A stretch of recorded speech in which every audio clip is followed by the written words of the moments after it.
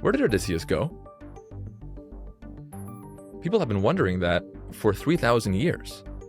If you've picked up a copy of Homer's Odyssey, you may have seen maps that try to reconstruct his 10-year-long voyage. They often look like this, or this, or this. The details change, but they usually assume the same thing. Odysseus spent 10 years wandering inside the Mediterranean. This map disagrees. It shows Odysseus and crew sailing the ocean blue in the year 1172 BC, which is ridiculous, right? Well, maybe. Or maybe we've been asking the wrong question. Instead of where did Odysseus go, perhaps we should be asking what kind of information is the Odyssey preserving? What if the travel portion of the epic isn't really about a return home from Troy? What if that was merely the framework into which a much older story was inserted? A story that preserves the memory of a voyage far beyond the world known to the Greeks who eventually wrote this epic down. A story older perhaps than the Trojan War itself.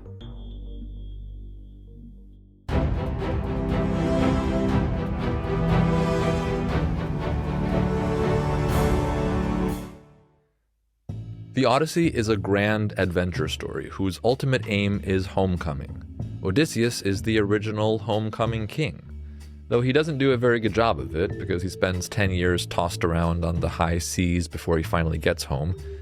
His wanderings take him through exotic lands and bring him face to face with monsters, ghosts, and sultry goddesses. Despite these fantastical elements, the ancient Greeks believed that the Odyssey and the Iliad preserved real memories of a long-lost, glorious age. Modern archaeology has partially borne this out. We now know that Greece was home to a surprisingly advanced Bronze Age civilization half a millennium before the Homeric poems were written down. More advanced than those later Greeks could have imagined. But that earlier Mycenaean culture, as it's called, collapsed during the 1100s BC. Greece entered its Dark Ages, and the art of writing was forgotten for 400 years. After literacy re-emerged in the 700s BC, Greeks started recording the oral epic poetry that had served as the main information-preserving technology during those preceding centuries. The most important oral epics were the Iliad and Odyssey. Now, whether or not a blind bard named Homer existed and gave them their final form is debated. But either way, their content derives from an older oral tradition. In this discussion, I will follow the scholarly convention of referring to Homer, even if he never existed, as a shorthand for whoever or whatever process crystallized these two epics at the end of the Dark Ages.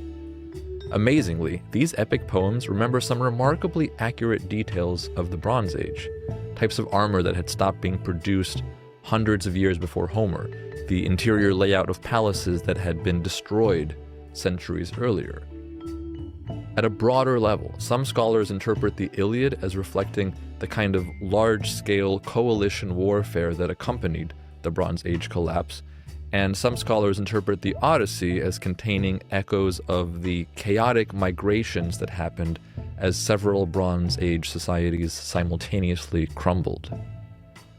In any case, after the Greeks emerged from the Dark Ages with a new alphabet and renewed maritime trade routes, they started wondering whether the exotic places described in the Odyssey might be based on real locations. Not everybody, of course. There were even then skeptics who thought the whole thing was entirely made up. But the poem describes the fantastical lands Odysseus visited with the same richness and specificity it brings to the places that were unquestionably real. And so some people started identifying episodes in the Odyssey with real locations they encountered while sailing across the Mediterranean. By the Roman period, many of these identifications had become standardized, and they still form the basis of many modern maps that attempt to reconstruct Odysseus's wanderings through the mythical Mediterranean. But there are problems with these maps and reconstructions. During his travels, Odysseus encounters powerful forces of nature and strange geographic features. A giant whirlpool, an island perennially shrouded in fog, and a land where the days are so long there's barely any night to speak of. Homer's descriptions of them are rich in specific detail. The problem is, no such places exist in the Mediterranean. They do exist out in the ocean. But that's crazy, right? There's no way Odysseus would have made it out that far, especially on a return voyage from Troy to nearby Greece. And yet, Homer explicitly places some of Odysseus' adventures beyond the Mediterranean. Odysseus' ship sails on Okeanos, the Greek word from which we get ocean. That word is never used in reference to inland seas like the Mediterranean. But hold on. If that's what the story plainly says, then why did the Greeks map his travels within the Mediterranean Sea? Well, it seems that even the authority of Homer had its limits. When they heard Okeanos in the Odyssey, I'm just going to say ocean from now on, most Greeks thought it had to be poetic exaggeration. They didn't take it literally, because in those days they probably had a hard time imagining any Greek venturing out into the Atlantic Ocean. The Phoenicians were already doing it, and the Greeks would later as well, from the 500s BC onward. But even then, after exploring areas of both the Atlantic and Indian Oceans, most Greeks of this rebooted civilization, let's call it Ancient Greece 2.0, found it hard to believe that sailors from Ancient Greece 1.0, our Mycenaeans, were able to reach as far or perhaps even farther than they could. So despite explicit mentions of the ocean in the Odyssey, they kept looking for places within the Mediterranean that could have plausibly inspired the mythical locations described by Homer. The whirlpool of Charybdis was identified with the Strait of Messina between Italy and Sicily, even though the currents there, while strong, never come close to an all-consuming vortex.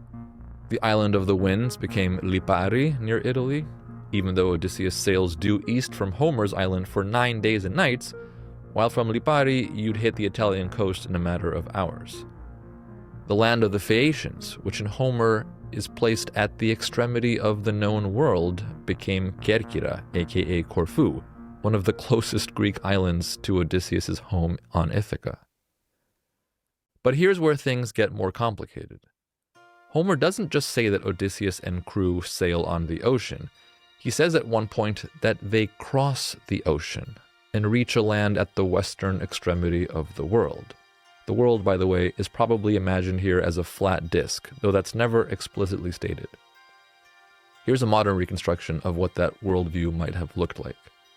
You can see parts of Europe, northern Africa, and western Asia forming a kind of world island with the Mediterranean inside it and the vast ocean circling around it. But that's not the whole picture, because both Homer and his contemporary Hesiod imagine lands across the ocean to the west. Now, to get back to the Odyssey, shortly before Odysseus and his crew are set to cross the ocean, they come to a land where the days are so long, Homer says, that a man could earn 2 wages if he did not need sleep.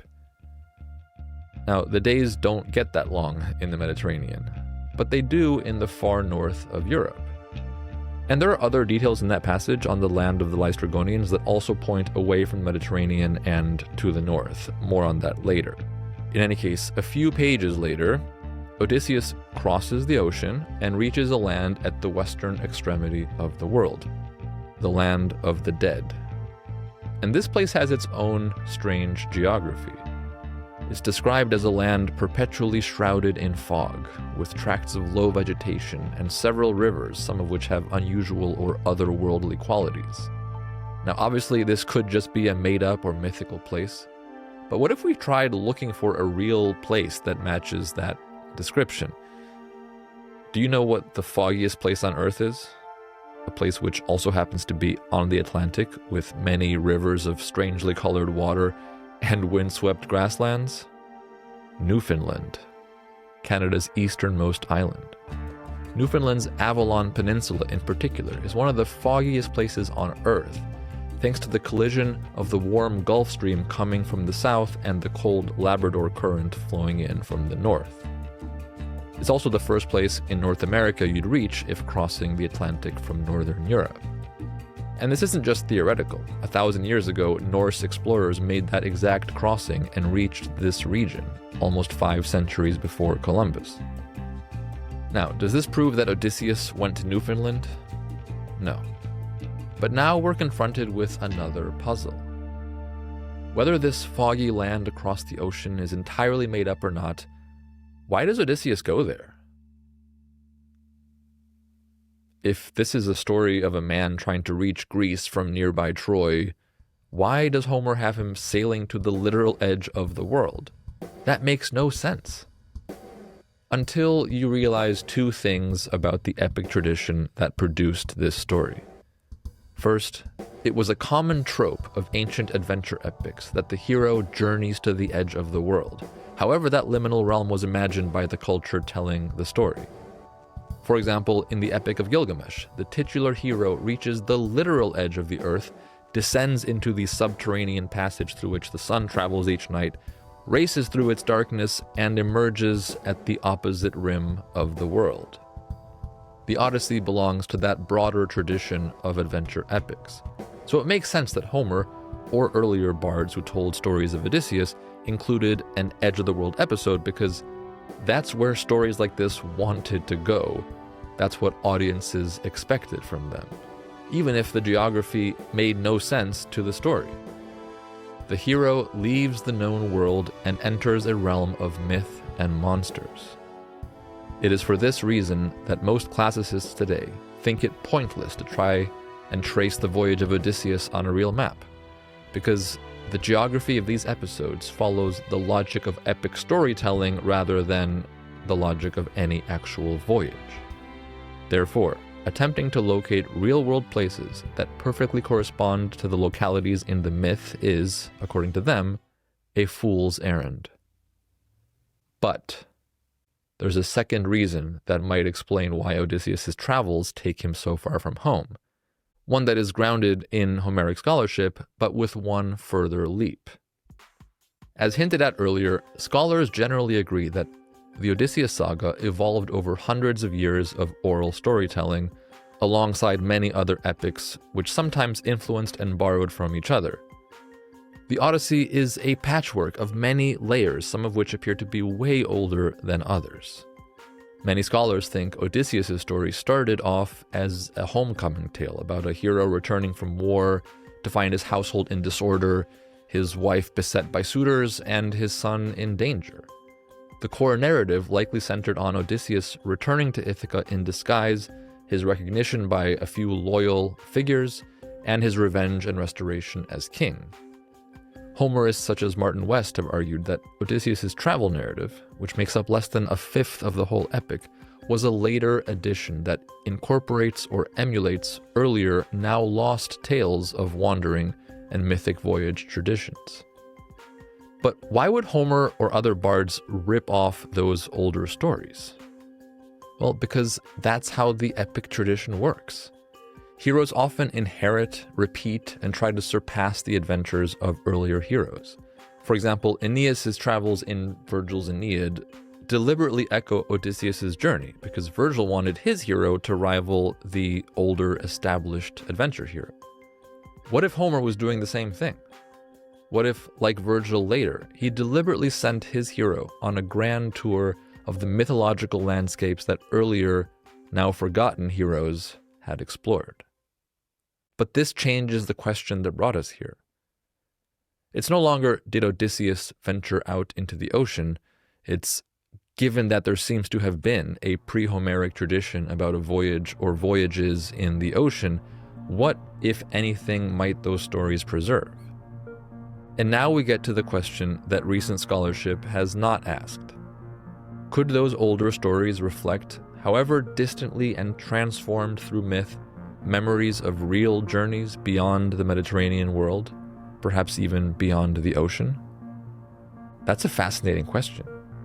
But how would we even begin to investigate it?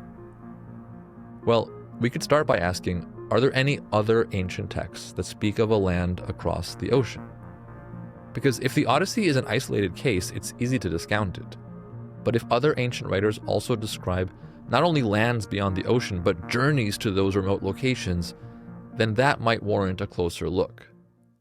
And here's where the rabbit hole deepens. Because we don't just find one or two other ancient accounts of lands west of the ocean, we find over a dozen. Now, to be clear, this does not mean that we have 12 independent historical reports of America from ancient libraries. Some of these accounts are clearly mythical, some have allegorical elements, some may derive from common sources, and several are frustratingly vague.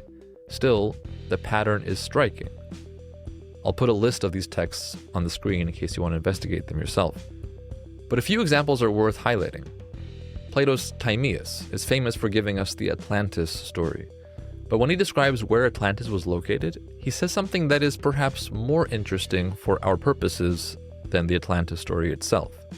He says that Atlantis was in the ocean beyond the Pillars of Hercules, what we now call Gibraltar, and that beyond Atlantis there were more islands, and beyond those islands a great continent. He then adds that in former times people were able to cross the ocean to reach that enormous landmass. Unfortunately, Plato doesn't tell us anything more about those supposed ancient crossings. But that brings us to the next example. A text in the Aristotelian corpus called On Marvelous Things Heard, as well as a passage from the historian Diodorus Siculus, preserve two versions of what appears to be the same story. A group of Carthaginian sailors discover a fertile island far to the west of Gibraltar. According to both accounts, the land is so rich and desirable, the Carthaginian state restricts further voyages there, fearing that large numbers of citizens would emigrate and the homeland would be depopulated. This western island paradise may or may not be connected to the Greek tradition of the Blessed Isles. The authors from Hesiod onward place these islands at the western edge of Okeanos. In the earliest accounts, they're not ordinary places at all, but a kind of paradise where heroes and demigods enjoy a blissful afterlife. Hence the name, the Islands of the Blessed. But Hesiod includes an oddly specific detail. He writes that there, quote, "the grain-giving earth bears honey-sweet fruit flourishing thrice a year." Now that could simply be poetic exaggeration, but it's at least interesting to note that unlike the Mediterranean or the Atlantic islands near Gibraltar, such as Madeira or the Canaries, there are parts of the Caribbean and Central America and tropical South America where fruit do grow year-round. Coincidence? Could be. And yet the plot thickens. By the Hellenistic and Roman periods, after major advances in astronomy and a renewed interest in navigation, some geographers began trying to identify the Blessed Isles with real places. Several associated them with the Canary Islands, others placed them further out west. In a recent article and then book, the Italian physicist and historian of science Lucio Russo argued that the lines of latitude and longitude that the astronomer Hipparchus gave for the Blessed Isles match up almost perfectly with the Caribbean islands known as the Lesser Antilles, which include the Virgin Islands, Barbados, Trinidad and Tobago, and others. Whether Russo is right remains debated, but if he is, that would suggest that the Greeks and/or Carthaginians may have discovered how to navigate using the North Atlantic gyre, a large clockwise system of currents and winds. You see, if you're trying to cross the Atlantic Ocean in a pre-modern sailboat, there aren't that many routes that would work. In fact, there are basically just two. The North Atlantic is dominated by two major systems of winds and currents, two great ocean highways, as it were. The first is the large clockwise circulation of the North Atlantic gyre, shaped by the trade winds, the westerlies, and currents like the Gulf Stream. This is the route that Columbus and later European voyagers used, which first takes you south from Europe and then west toward the Caribbean. And that route would actually be consistent with the story of how the Carthaginians discovered their western island paradise. But there's also a northern subpolar gyre which moves counterclockwise through the higher latitudes and helped shape the routes later taken by the Vikings to reach Newfoundland. And this brings us to the ancient account that is perhaps most relevant to our investigation. In a dialogue by Plutarch called On the Face Which Appears in the Orb of the Moon, one of the characters tells a story that Carthage used to send an embassy every 30 years across the ocean to the land of Kronos. The speaker in the dialogue claims to have received a detailed account of one such embassy from a Carthaginian who had taken part in it. The weird thing is, rather than heading west, this recurring expedition proceeds through the northern seas and requires several stops along the way. The voyage is described in enough detail that a modern team of Greek astronomers attempted to reconstruct it. What was their conclusion? That the route described in Plutarch plausibly maps onto a North Atlantic itinerary reaching North America. The team argued that the journey was feasible within the time frame given by the text, and that its geographical and astronomical details align well with a route through Britain, Iceland, Greenland, and eventually Newfoundland. Their interpretation remains controversial. But there's an interesting detail in Plutarch's story. Part of the journey passes through a region where the sun only dips slightly below the horizon for 1 hour each night. Sound familiar? We're suddenly back in the same northern world of extreme daylight that seemed to appear in the Odyssey. And here's where it gets really weird. In Plutarch's story, when the Carthaginians arrive in that distant land across the ocean, they find a population of Greek speakers there. Not recently arrived Greeks, not sailors blown off course, Greeks whose presence was already ancient, stemming from a time long before the Trojan War. Which makes you at least wonder if Plutarch's story implies the existence of Greek expeditions across the ocean, perhaps 1,000 years before the Carthaginian embassy he describes. Could the Odyssey preserve a faint memory of one or more of those primordial voyages? Now, before we go any further, we need to acknowledge what we're actually dealing with here. Every text we've looked at comes with serious problems. Plato's account of the great continent is part of the Atlantis story. The Carthaginian island described by Diodorus and pseudo-Aristotle may have been Madeira, the Canaries, or some other Atlantic island closer to Europe. The Blessed Isles could simply be a mythical paradise, and Plutarch's account may be nothing more than a philosophical tale dressed up as a travel narrative. So take everything we've discussed with a large grain of salt. None of these texts proves that Greeks, Carthaginians, or anyone else crossed the Atlantic in antiquity. But even after applying all of those caveats, we're still left with a curious fact. The Odyssey is not the only ancient text that places strange lands beyond the ocean. We now seem to be dealing with a cluster of traditions that do exactly that. Which means it's worth returning to Homer and asking, are there any other details in the Odyssey that make more sense in an Atlantic context than in a Mediterranean one? I think there are actually several, too many to cover in a single episode. And it's not just me, by the way. In preparation for this episode, I found an astonishing number of books and articles, more than 20, dating back to 1898, I think was the first, arguing for and reconstructing an oceanic itinerary of Odysseus. Now again, classicists today almost universally reject or ignore all such attempts. And to be honest, I haven't read them all myself. In fact, I haven't read a single one cover to cover.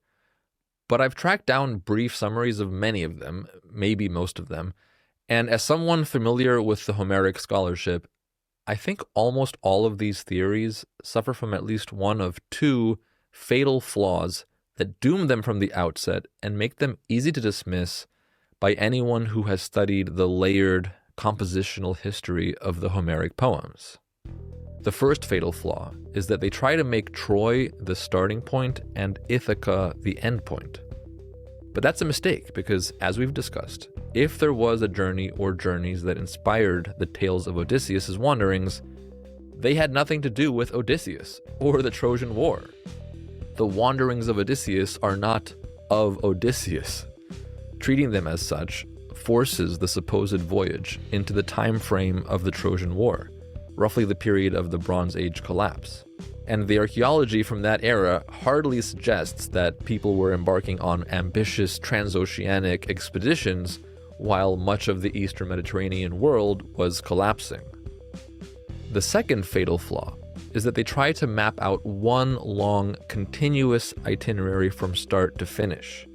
In other words, they try to put all 12 or so places Odysseus visits on a map and connect them with a single chronological route. But that's also a mistake, because the ordering of episodes in the Odyssey is unlikely to be exactly the same as it was in the older material. The Homeric tradition did not work by simply copy-pasting entire narratives wholesale from earlier sources. Bards like Homer were experts at stitching together a new patchwork from a trove of pre-existing material, in the same way that a chef creates a new dish from a set of standard ingredients. That said, it's plausible, perhaps even likely, that one or two shorter sequences of episodes within this patchwork preserve the order in which they appeared in the original material. In other words, a sequence of, say, 3 or even 5 or perhaps 7 episodes in Odysseus' journey may preserve the same order of mythical locations as an earlier source, but it's extremely unlikely that the entire sequence of over 12 stops was preserved intact. Okay, now that we are aware of these two traps, let us, like Odysseus sailing between Scylla and Charybdis, try to avoid both of them, hopefully with better luck than he had, and see if we can find any more evidence in the epic of travel beyond the Mediterranean. Instead of starting at the beginning, which is a trap, let's begin with the Laestrygonian episode mentioned earlier. If you remember, that's where the days are extremely long. And even scholars who are skeptical of any historical connection tend to agree that this detail probably reflects a vague awareness of a remote northern region. But let's dive into the text and see if there are signs that this passage preserves something more than a vague impression of those lands. And as we do that, try to forget for a moment Troy and the character of Odysseus trying to get home from there. Instead, let's imagine that these are adventures of an unnamed, forgotten explorer on an unrelated earlier expedition. I'll call him our mythical mariner, M² for short. Now, to reach the land of the Laestrygonians, Homer says our mythical mariner sails for 7 days and 7 nights without stopping. Which is strange, because you can't really do that in the Mediterranean. Even at a modest average speed of 5 knots, that would mean a voyage of around 900 nautical miles, almost half the entire length of the Mediterranean, a sea littered with islands and peninsulas and narrow passages.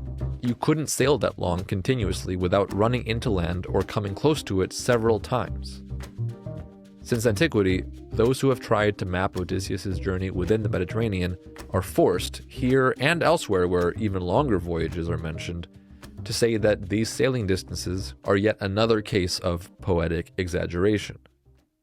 Anyway, when our mythical mariner reaches the land of long daylight, the Homeric text reads, quote, "We entered a fine harbor there, all walled around by a great unbroken sweep of sky-scraping cliff, and 2 steep headlands fronting each other close around the mouth, so the passage in is cramped." End quote. In other words, we have a narrow inlet of water between 2 vertical cliffs, a narrow opening, and just enough space for a dozen or so boats to find shelter. Now, our mythical mariner, ever suspicious of danger, does not follow the other ships in. He moors his ship to a rock outside the harbor's narrow mouth. Which turns out to be a smart move, because when the Laestrygonians discover these newcomers, they gather in numbers along both cliffs and throw down massive stones from the heights, killing all the men below and destroying their ships. The harbor becomes a trap, a vertical kill zone. Only our hero and the crew of his ship escape. Now, as dramatic and cinematic as this scene is, there's something strange about it. It also doesn't sound like the Mediterranean. Let's look at what Homer actually describes. A narrow inlet, 2 vertical cliffs facing each other, cliffs close enough that people standing above could throw rocks down onto any ships below, and a cramped entrance between 2 jutting headlands. You'd be hard-pressed to find a harbor like that anywhere in the Mediterranean. In fact, they're quite rare in most places of the world. But they do exist in a few particular regions farther north. Take a look at this. That's in the Faroe Islands, to the north of Britain. And how about this?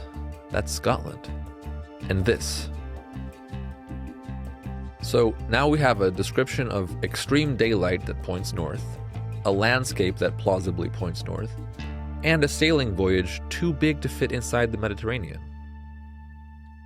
But there's more. For example, while this land is inhabited and, in a sense, civilized, it has a town, roads, buildings, a public meeting place, and is rich in livestock and timber, it doesn't have any obvious signs of agriculture. Now, in 1200 BC, give or take, virtually anywhere you landed in the Mediterranean, where there was fertile land and a human settlement, you would probably see conspicuous signs of agriculture. Vineyards, olive groves, terraces, irrigation works, all of the above, perhaps none of the above. But you would still find a landscape clearly shaped and domesticated over 8,000 years of human agricultural activity. By contrast, while Northern Europe was also agricultural at this time, that wouldn't be obvious to a Mediterranean visitor approaching by sea. In places like northern Scotland or Scandinavia, the visible landscape could be dominated by pasture, heath, bog, woodland, and grazing animals. A Mediterranean observer might easily conclude these people have livestock, timber, and settlements, but where are their fields? Even though fields might in fact have been present. And that's exactly what our mythical mariner wonders when he first sees the land of the Laestrygonians. After narrowly escaping with his life and the crew of one ship, our hero next reaches the island of Aeaea, home of the seductive witch goddess Circe. Circe is said to be the granddaughter of Okeanos. In other words, the personified ocean deity is her grandfather. Now, in Greek mythology, genealogy and geography are often intertwined. So this early detail Homer gives us tells us right off the bat we're either on or near the ocean. And later this is confirmed when Odysseus makes the crossing of the ocean from Circe's isle to the land of the dead. Now, when I was rereading this section in preparation for this episode, I was struck by a few really weird lines that I hadn't noticed before. When our hero lands on Aeaea, his men spend a day on the beach recuperating from the catastrophe in the land of the Laestrygonians, and the next morning, our hero rallies them by saying, quote, "Listen to me, my comrades, brothers in hardship. We can't tell east from west, the dawn from dusk, nor where the sun that lights our lives goes under earth, nor where it rises. We must think of a plan at once." Now, why wouldn't they be able to tell east from west, or where the sun sets and rises? Could it be that they've now ventured even farther north, where the sun spends most of the day circling around the horizon, rather than rising and setting? Another weird thing about these lines is that they contradict the lines that immediately precede them, which read, quote, "All day long, till the sun went down, we sat and feasted on sides of meat and seasoned wine. Then, when the sun had set and night came on, we lay down and slept at the water's shelving edge. When young dawn with her rose-red fingers shone once more, I called a muster, quickly informing all the crew, 'Listen to me, my comrade brothers in arms,' and so forth." So, in other words, they just spent a normal day and night, saw the sun set and then rise again, and then our hero gets up and says, "Oh crap, we can't tell where the sun sets and rises." How does that make any sense? When I noticed this, I looked it up, and sure enough, already in antiquity, commentators found this strange. They tried to explain it away psychologically. Like, the men must be so demoralized and disoriented, they can't get their directional bearings. But I think there's another explanation. These lines don't make sense if you think of a single author composing this scene from start to finish, but they do make sense if you imagine a layered story, composed by a series of bards, each adding to an older version or incorporating, one might even say copy-pasting, bits of other stories into this one. Now, to me, the lines about solar confusion look like they were part of the original Aeaea travel story, from which Homer either borrowed this episode or onto which he grafted his Odysseus Circe story. Perhaps in the original travel story, the midnight sun played a more important role. Here, it plays no role. You could delete those lines and no one would ever suspect something is missing. But since they weren't deleted, since we have them, they raise suspicions about another line that comes up later. Our hero and his men end up staying on Aeaea for a full year, until Homer says, quote, "The long days came round again." Now that is interesting, because when you spend years reading ancient Greek texts, sailing comes up a lot. Okay, the sailing season is often discussed since it determined when a lot of things could happen, such as trade, diplomacy, warfare, even festivals. But I've never seen other texts mention long days as a criterion or marker or important feature of the sailing season. What they do mention are things like calmer seas, more predictable winds, fewer storms, clearer weather, and the stars or constellations visible in the nighttime sky, not longer days. Like the previous weird passage, this line doesn't need to be there. You could delete it and lose nothing. Now, when I noticed these oddities, I went and looked it up, and guess what? This line is missing from many of the old manuscripts of Homer, which suggests that already in antiquity, many performers and or editors felt that it was out of place, and so they skipped it. This happens a lot, by the way. So here too, one might wonder whether this line is a holdover from an older travel story about Aeaea, in which it served a more important function. Could it be that our original mythical mariner landed on a far northern island at the end of summer and was then forced to wait through months of near darkness until he could continue? Could it be that the original reason for his year-long stay was not the wiles of a witch, but the unusual path of the sun? That would explain both passages that have been flagged as suspect since antiquity. So, putting this all together, what real-world island might Aeaea be? We're looking for an island that's in the Atlantic, near the Arctic Circle, was uninhabited in the Bronze Age, because keep in mind, Circe is a goddess, there's no human habitation on this island. And if we really want to follow the text as closely as possible, the island should have trees. Now that last detail rules out the Faroe Islands, and that leaves us with one obvious candidate, Iceland. Now, am I saying that the Odyssey definitely preserves a memory of a Bronze Age voyage to Iceland? No. We have clearly ventured far into the waters of speculation here. But it is worth noting that such a voyage would not be unique in antiquity. About a millennium later, in around 325 BC, Pytheas of Massalia did complete a voyage into the North Atlantic, which likely reached as far as Scandinavia or Iceland. Now, after Aeaea, once the long days return, our mythical mariner is said to cross the ocean and arrive at the land of the dead, which it is implied lies far to the west. Now, as we said previously, the eastern tip of Newfoundland has several unique characteristics that line up with Homer's description. Extreme fog, multiple rivers with strange colored water, and wide fields or meadows of low vegetation. Now let's pause for a moment and consider the 3 episodes we just looked at in sequence.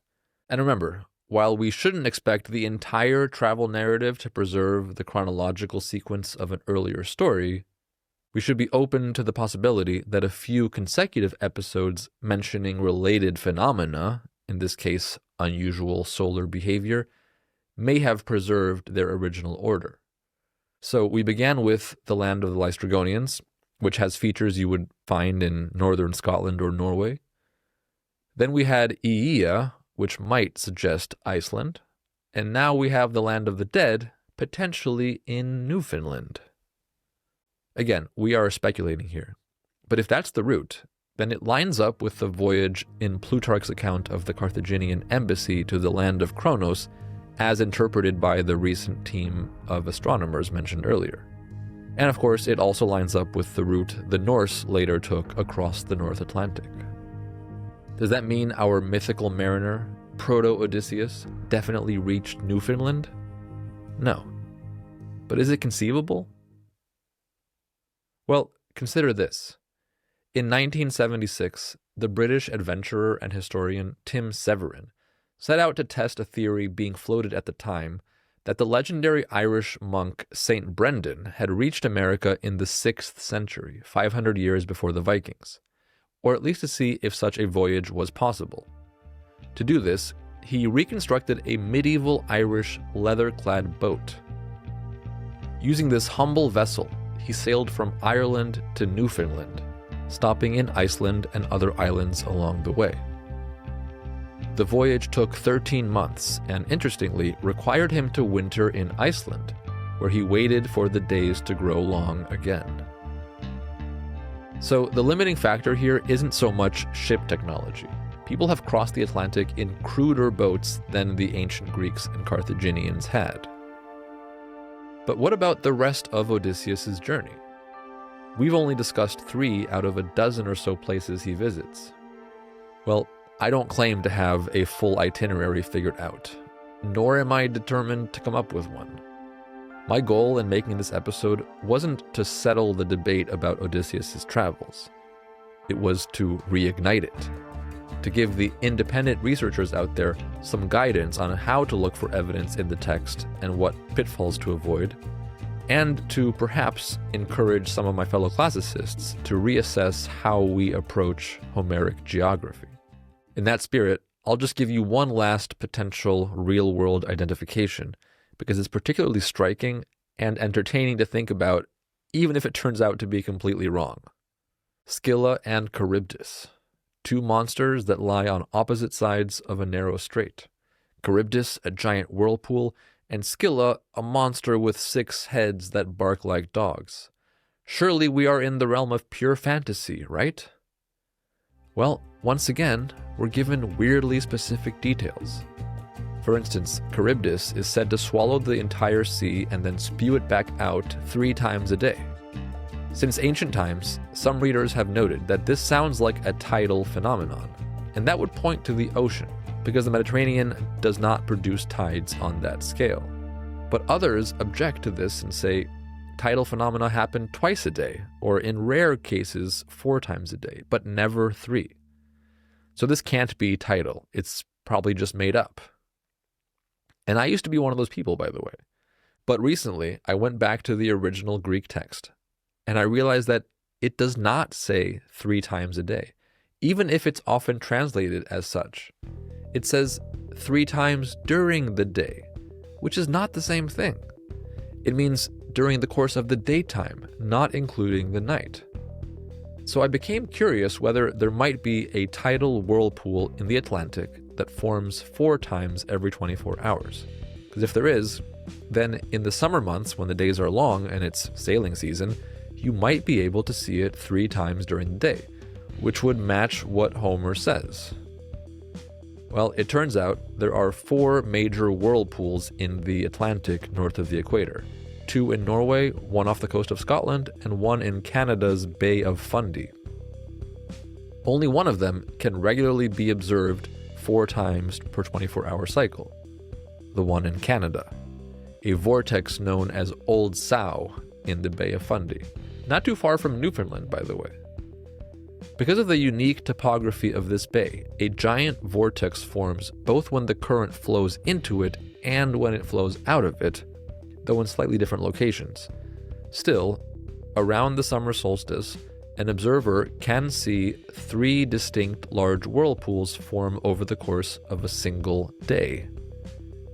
Now I know what you're thinking. This is just one speculative data point. But here are some more. Homer says that when Charybdis swallows the sea, the dark earth below is exposed. Now that doesn't happen in the other 3 major North Atlantic whirlpools, but it happens in the Bay of Fundy. The Bay of Fundy is a narrow inlet with the largest tides in the world, The difference between high and low tide there reaches over 15 meters or 50 feet in some areas. Large swaths of the bay go from 50-foot deep sea to exposed dark earth within a matter of hours. Homer also mentions steep cliffs. Once again, none of the other whirlpools have them. Fundy has a lot. He also mentions trees high above Charybdis. Take a look at this photo. Or this.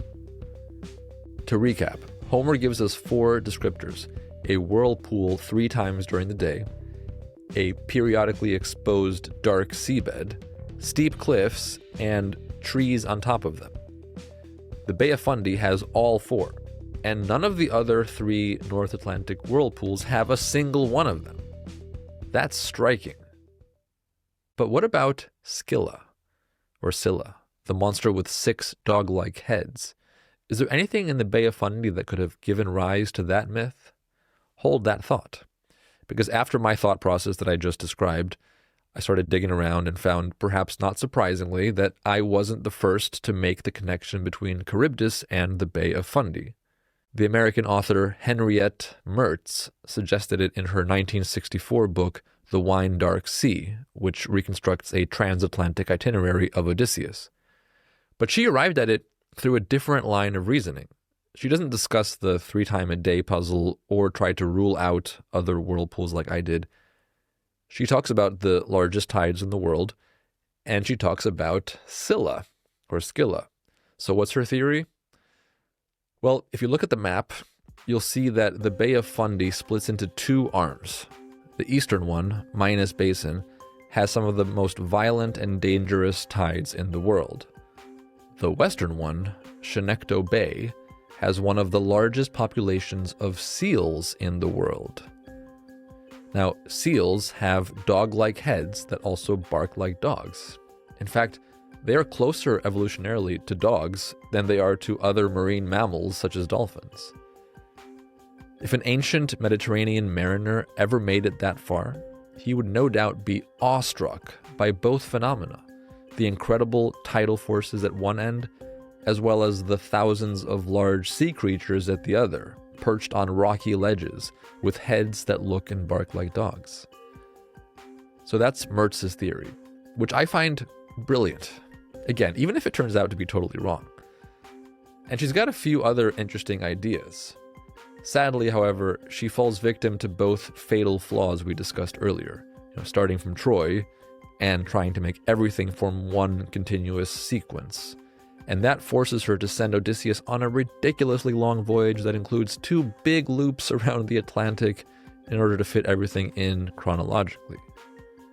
She also has Odysseus reach America using the trade winds that Columbus and later Europeans used, instead of the northern route used by the Vikings and potentially Plutarch's Carthaginians and potentially our mythical mariner. And I must say, I don't see any evidence for such a southern crossing either in her book or in the Odyssey itself. In any case, if there ever was a voyage by a Mediterranean crew across the subarctic route that we've talked about several times now, to the eastern coast of Canada, the Bay of Fundy is well within the zone that the currents would have allowed them to reach. And if they ever made it back home and lived to tell of their adventures, that incredible bay must have been one of the highlights of their entire trip, one that provided bards with wonderful fodder to spin marvelous tales. Looking back on everything we've discussed, do I think the ancient Greeks or Carthaginians reached America? I don't know, but I'm curious to find out. And I don't think the answer is necessarily unknowable. There is so much more that archaeology will tell us, especially underwater archaeology. And there's so much more information that can be extracted from the ancient texts. But only if we look for it. For now, what I'll say is this. A voyage that made it to the New World and then found its way back would have been an extraordinary double stroke of luck. And if any Greek or Carthaginian crew pulled it off, that almost certainly means more voyages made it that far but failed to return. And even more probably ventured out into the unknown and didn't make it far at all. but found a watery grave in the middle of deep eddying Okeanos. To me, what's remarkable about exploration is not the success stories of those who returned. It's the countless unsung heroes who ventured into uncharted territory never to be heard from again. Which brings us back to a question we asked earlier. Why does the epic hero's quest involve a journey to the fringes of the known world or beyond? What is it about our species that drives us to leap into the unknown with no guarantee that we will ever return? And if we happen to be one of the lucky few who do, our stories may be taken up by others, embellished, distorted, and repackaged as another hero's legend. Perhaps that's how myths are born. Thanks for tuning in.